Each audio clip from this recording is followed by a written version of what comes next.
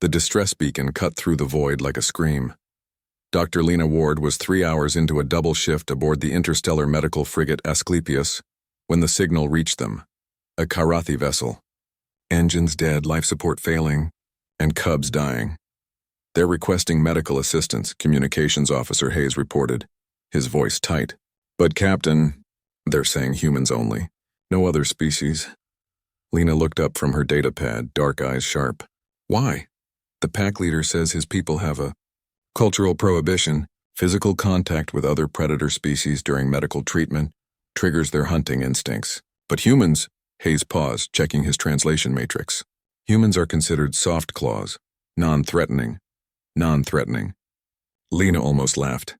Humanity had clawed its way through 2 extinction events, colonized hostile worlds, and survived first contact with 17 different species, most of whom had initially classified humans as prey. But if the Karathi saw them as harmless enough to touch their young, she'd use that assumption to save lives. Prep the shuttle, she said, already moving toward the medical bay. And someone find me everything we have on Karathi biology. The Karathi ship was a tomb of shadows and failing lights. Lena's boots echoed against metal as she followed the escort. 3 warriors, each standing nearly 8 feet tall, their leonine features twisted with barely controlled panic. Their fur rippled with bioluminescent patterns that Lena's hastily studied briefing had identified as distress signals. Alpha Rakor waited in the medical den, a massive chamber that stank of fear musk and something worse, sickness. He was magnificent and terrifying, all corded muscle and razor-sharp claws that could disembowel a battle mech. But his amber eyes, usually burning with predatory intelligence, were dimmed with something Lena recognized immediately: a parent's desperation. Human medic, he growled, his translator rendering the words in a deep baritone. My cubs, 5 of them. The contamination spreads. Lena saw them then. 5 small forms curled in nest alcoves, their chest membranes barely rising. Cubs that should have been wrestling and play hunting were instead listless, their bioluminescent markings flickering like dying stars. What happened? Lena asked, setting down her medical kit. Asteroid mining station. We stopped for repairs. One of the cubs wandered into a restricted zone. Rakor's claws flexed involuntarily. By the time we realized, all 5 had been exposed.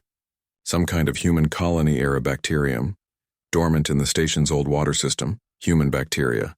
Of course, humanity had spread across the stars, and they'd brought their microscopic companions with them, hardy little survivors that could lie dormant for decades. Show me your medical scans, Lena said. Rakor hesitated. Our physician. He cannot treat them. Physical contact with cubs triggers the killing reflex in our adult males during times of stress. Our females are too far away, weeks out. You are our only option. Lena looked at the massive warrior before her, a being who could end her life with a casual swipe, and saw only a father watching his children die. She'd seen that look before. Across a dozen species and 100 emergencies, fear was universal. I'll need full access to them, she said firmly. No interference, no matter what you see. Some procedures will look violent. They're not. Trust me or don't call me. For a long moment, Rakor studied her. Then he stepped aside. Do what you must, human. They are yours to save. The first cub's breathing was shallow, its tiny chest membrane barely moving. Lena rolled up her sleeves and began to work. The bacteria had attacked their respiratory organs, filling them with fluid. She'd seen similar infections in human children on frontier worlds. Aggressive, fast-moving, and deadly without intervention. She set up her portable ventilator, attached monitoring patches, and began administering broad-spectrum antibiotics modified on the fly for Karathi biology. This one needs drainage, she muttered, prepping a surgical field. Alpha, I'm going to insert a needle into your cub's chest cavity. It will cry out. Do not interfere. Rakor's growl was low and dangerous, every instinct screaming at him to protect his young. But he held position. Lena inserted the needle with practiced precision. The cub whimpered, a sound that made every adult Karathi in the room tense with barely suppressed violence. Fluid drained into her collection bag, thick and wrong-colored. She worked quickly, efficiently, the way she'd been trained in the worst field hospitals humanity had built on the edges of known space. 1 cub, then another, then 3 more. She worked for hours, her hands never shaking, her voice calm as she explained each procedure to Rakor. She cleaned infected wounds, administered medications, adjusted ventilators, and held tiny paws as fever broke. The Karathi warriors watched in stunned silence.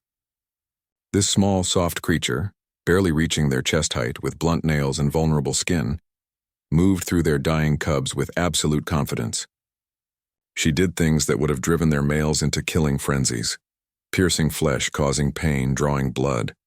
But she did it with such clear purpose, such obvious care, that even their deepest instincts recognized it for what it was.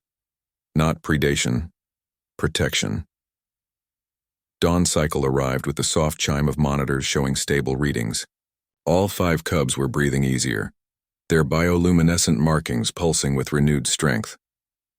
The smallest one, a female with tear-stained fur, had wrapped her tiny paw around Lena's finger and refused to let go. Even in sleep, Lena sat on the floor, exhausted, her uniform stained with every fluid a Karathi body could produce. Alpha Rakor approached slowly, carefully, as if seeing her for the first time. "You saved them," he said quietly. "You touched what we could not. You did violence that we would interpret as killing intent. Yet you did it with, what is your word? Compassion?" Lena looked up at him, still holding the sleeping cub's paw. "We're not as soft as you think, Alpha. Humans learned a long time ago that sometimes the most courageous thing you can do is be gentle in the face of violence. To heal when every instinct screams to fight or flee." Rakor slowly lowered himself to the floor, an enormous gesture of respect in Karathi culture. "I have led warriors through wars. I have hunted beasts that would terrify your bravest soldiers. But watching you work," he paused, searching for words, "that was true courage. To face our fear, our desperation, our violence, and to simply care. That's what we do," Lena said softly. "It's what humans have always done. We survive by caring, by refusing to abandon each other or anyone else when things get hard." The smallest cub stirred, making a soft chirping sound. Lena gently stroked her head and the cub settled back into sleep. "Humanity. Fuck yeah," Rakor said slowly, testing the phrase his translator had picked up from human cultural databases. Lena laughed, tired, genuine, and warm.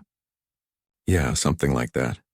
Outside, the stars burned cold and distant, but in that small medical den, surrounded by sleeping cubs and grateful warriors, a human medic sat and proved once again that humanity's greatest strength was never its weapons or its ships or its technology. It was simply this: when everyone else saw monsters, humans saw patience. And when others would flee, humans rolled up their sleeves and went in.